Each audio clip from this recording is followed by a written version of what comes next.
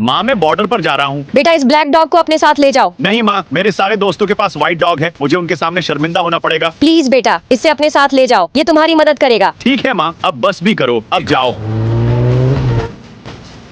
दोस्तों उस सैनिक को देखो, उसके पास एक काला कुत्ता है। पता नहीं इस दुनिया को क्या हो गया है। एक सफेद कुत्ते की तरह इधर उधर मत भागो। मैं अपने मालिक का साथ नहीं छोड़ूंगा, इस बुरे वक्त में भी साथ दूंगा। ये ग्रेनेड तो मालिक की ओर जा रहा है, मुझे अपने मालिक की रक्षा करनी होगी। ग्रेनेड से सावधान रहो। अलविदा मेरे प्यारे मालिक।